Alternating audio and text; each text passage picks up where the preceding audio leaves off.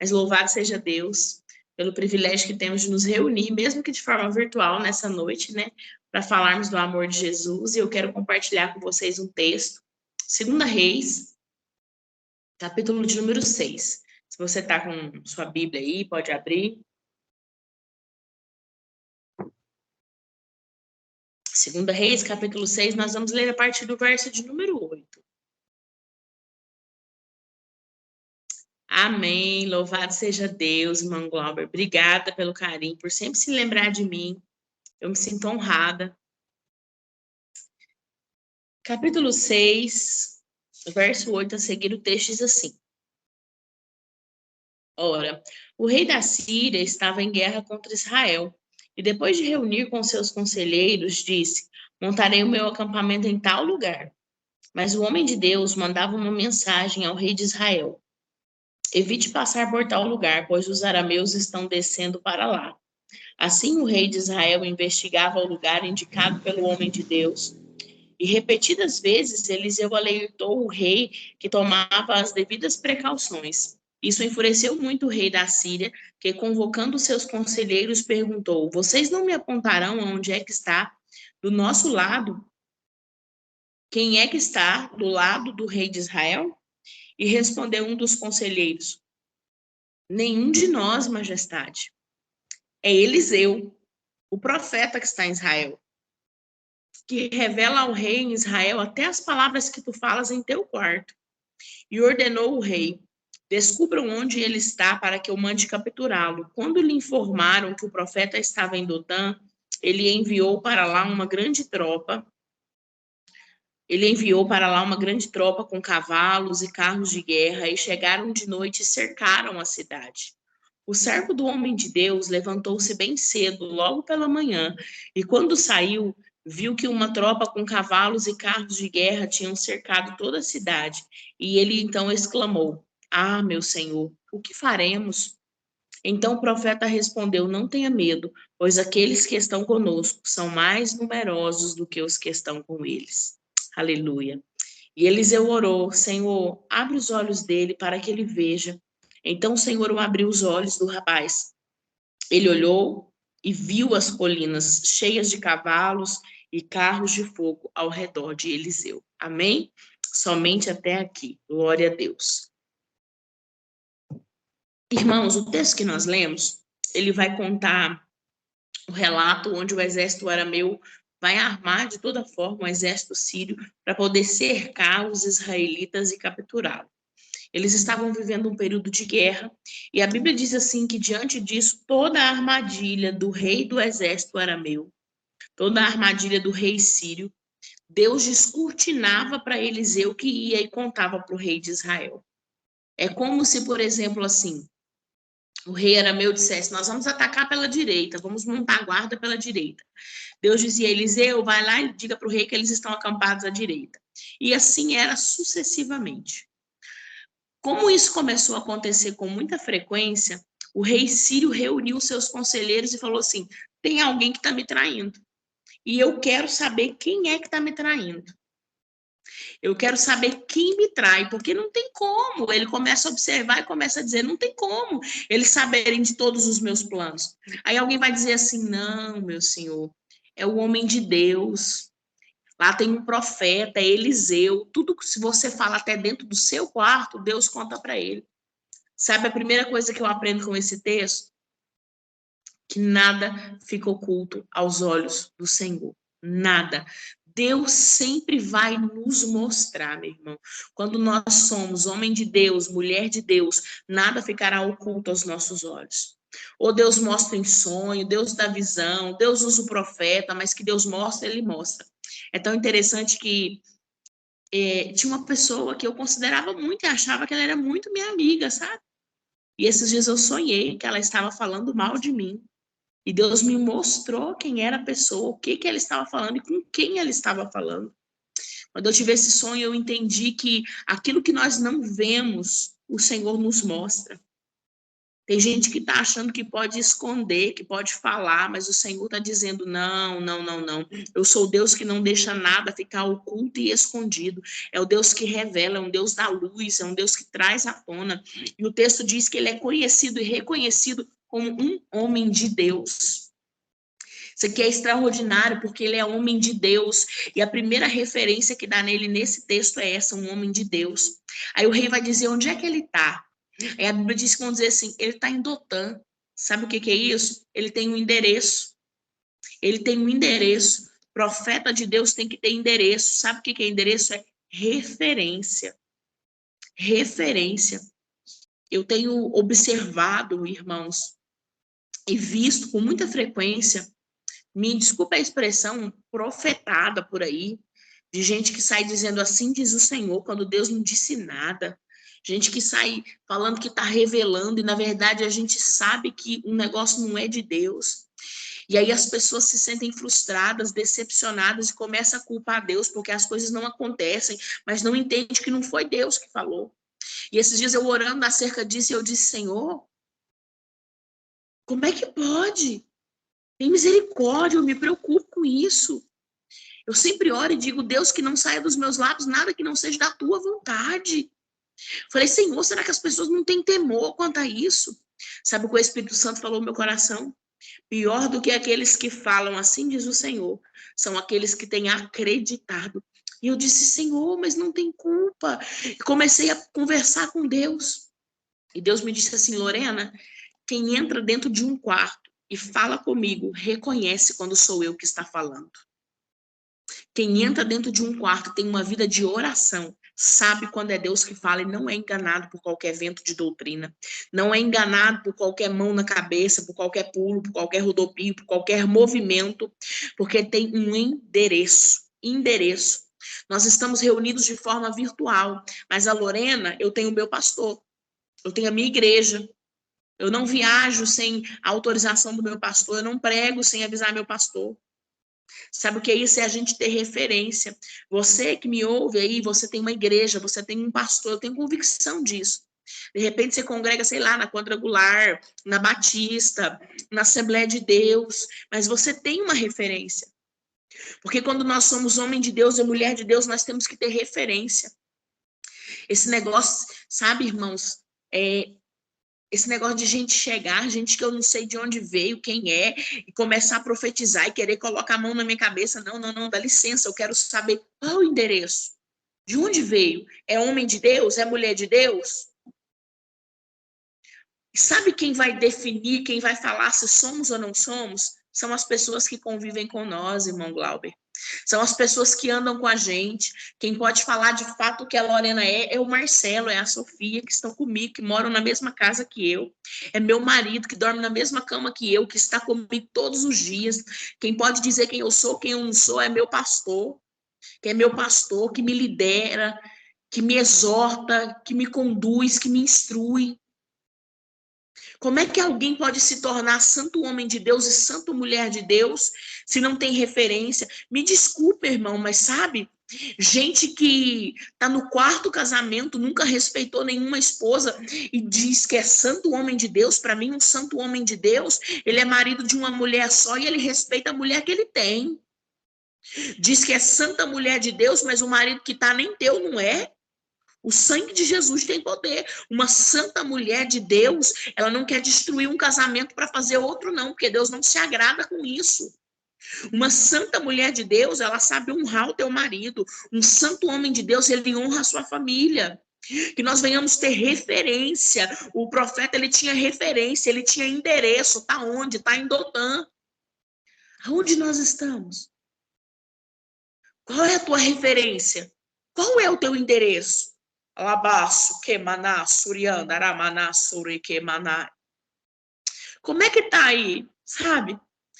Eu vou pregar em outro estado, esse mês agora de setembro, e o pastor que me convidou, ele disse assim, irmã, eu preciso do contato do seu pastor, porque é uma exigência do nosso pastor presidente. Ele ainda me disse assim, eu sei que a senhora é mulher de Deus, já vi a senhora ministrando, mas o meu pastor presidente, ele precisa de uma referência. E eu não achei isso ruim, irmãos. Louvado seja Deus, antes todas as igrejas fizessem isso, íamos evitar muitos caos e muitas situações difíceis por aí. Porque nós temos que ter, de fato, um endereço e uma referência. Será que se alguém perguntar aí na tua casa, alguém comentou aí, a nossa família é a nossa maior referência, exatamente. Perguntar para a tua esposa, perguntar para o teu marido, perguntar para os teus filhos, perguntar para os teus pais. Eu me lembro que nós congregamos com uma mulher, que o marido dela não era cristão. Mas ele era bem receptivo quando nós íamos fazer visita, orar na casa dela.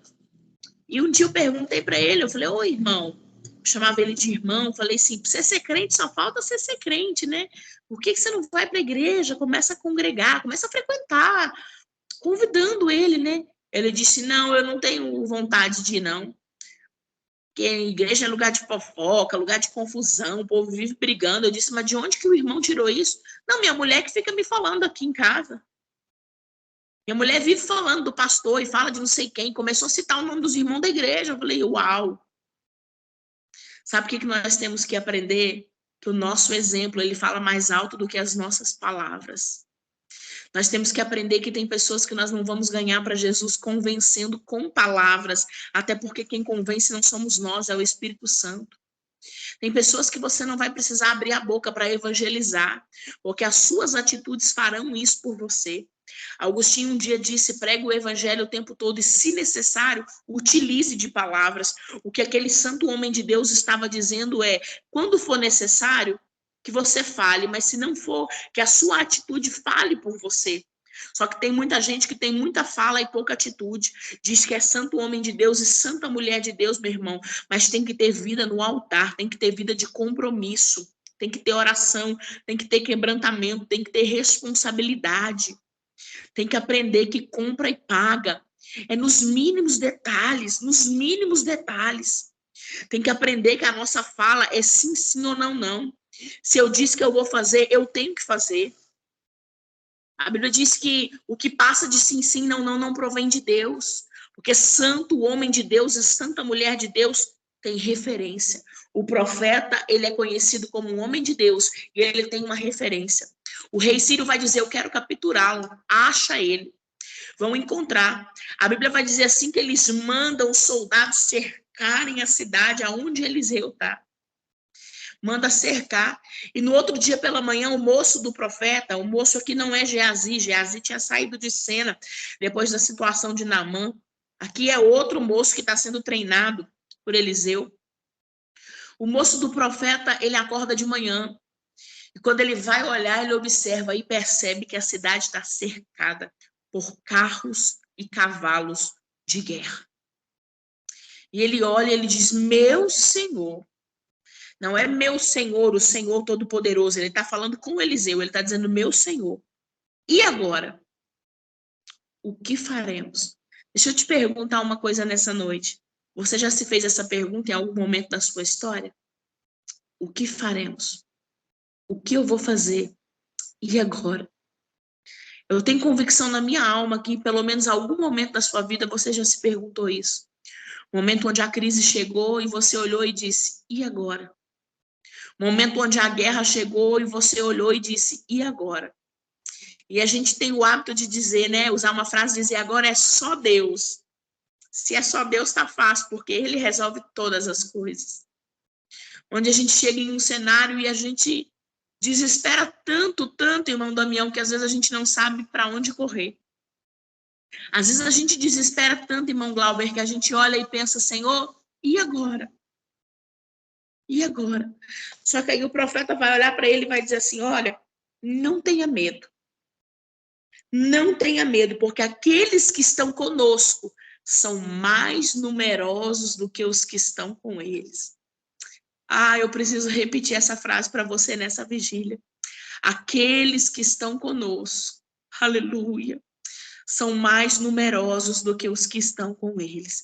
Deixa eu esclarecer isso aqui para você. O Deus que guerreia as nossas guerras é mais poderoso do que qualquer potestade satânica que possa se opor à tua vida. O Deus que está conosco é mais poderoso do que a tua falta de saúde. É mais poderoso do que a sua crise financeira. É mais poderoso do que, de repente, a tua crise existencial. O Deus que nós servimos, ele está triunfando sobre qualquer dificuldade que nós possamos ter. O Deus que nós servimos é um Deus que envia miríades e miríades de anjos, que envia batalhões de anjos só para nos cercar. O profeta está cercado por anjos, ele está guardado por anjos. Quantas vezes a gente olha para alguém e a gente pensa assim, Senhor, mas será que tem jeito? O Senhor está dizendo, tranquiliza, está guardado. Acalma teu coração, está guardado. Tem anjo guardando. E às vezes a gente olha para a nossa história, para a nossa vida, irmãos, e a gente pensa assim, por que tanta perseguição? Era para pegar um homem só, Eliseu. E o rei Sírio mandou um exército inteiro para capturar um homem. Às vezes a gente olha para a nossa guerra e pensa assim, mas tudo isso é para mim mesmo. Porque parece que você acaba de sair de um problema, vem outro, você acaba de sair de uma luta, parece que é outra.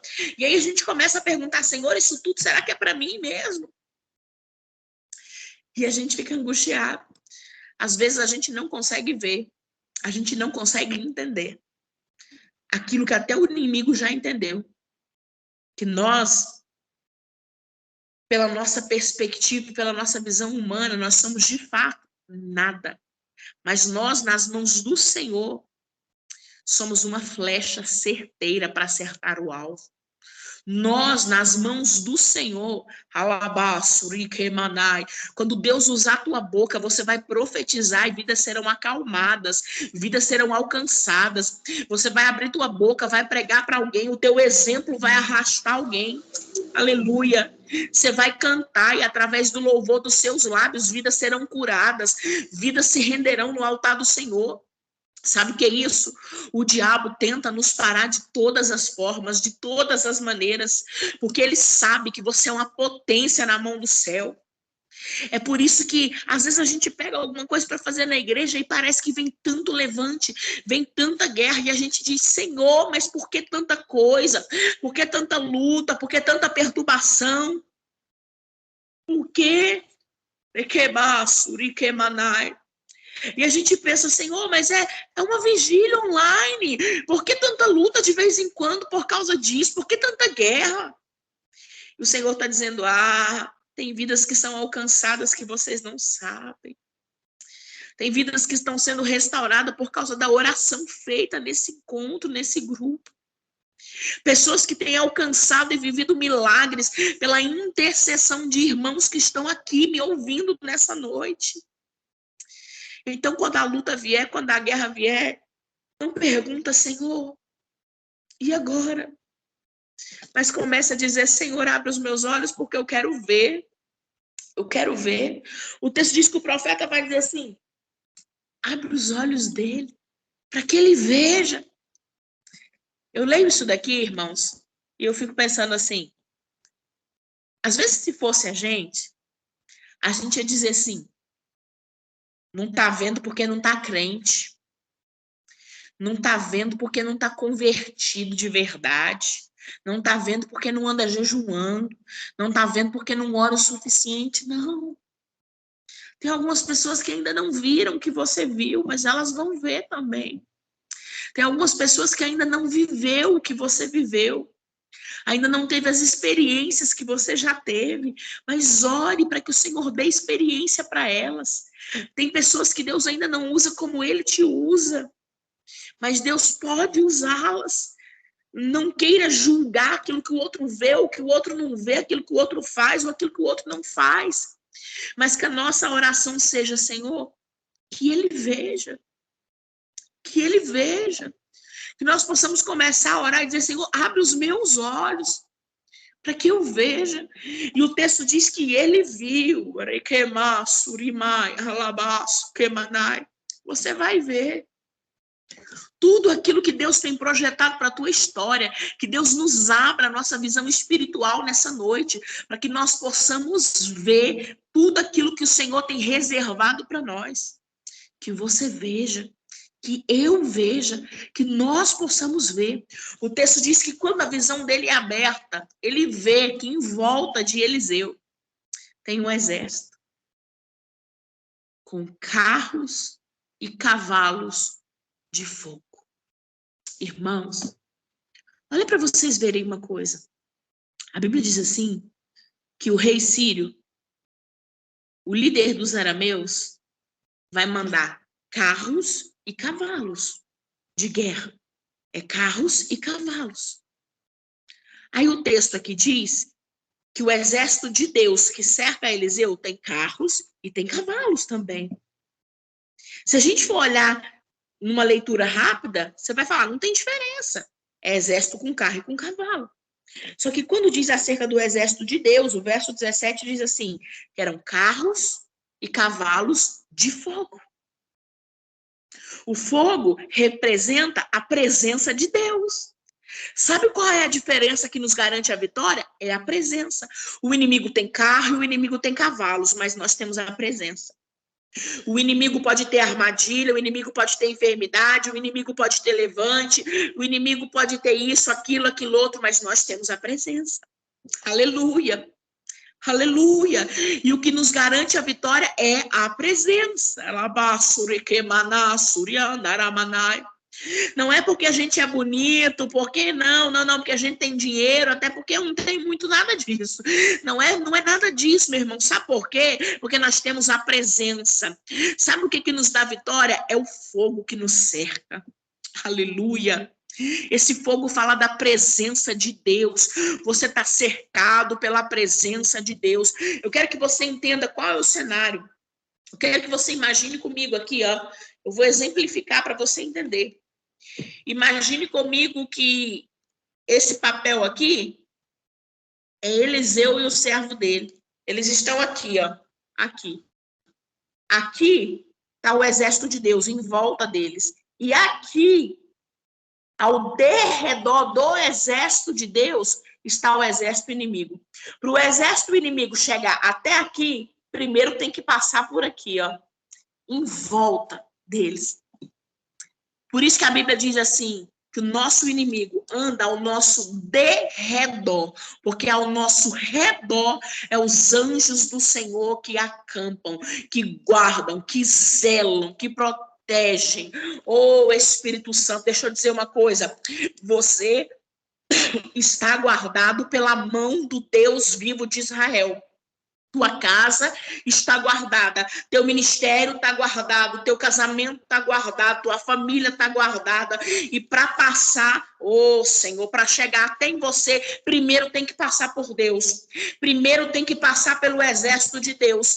E o profeta está dizendo aqui que maior é aqueles que estão conosco do que os que estão com eles. Não se esqueça disso, maior é quem guerreia a tua guerra. Maior é quem guerreia a tua luta, maior é quem te dá vitória, maior é o Deus dos exércitos e não há nada que ele não possa realizar. Eu não sei qual guerra você tem vivido nessa noite, eu não sei qual propósito você tem apresentado para o Senhor. Eu não sei qual a tua necessidade, mas o Deus que te conhece, ele sabe, e o Senhor está dizendo, maior é quem está contigo. Está amedrontado por quê? Está perguntando, e agora por quê? O Senhor já nos garantiu na cruz do Calvário.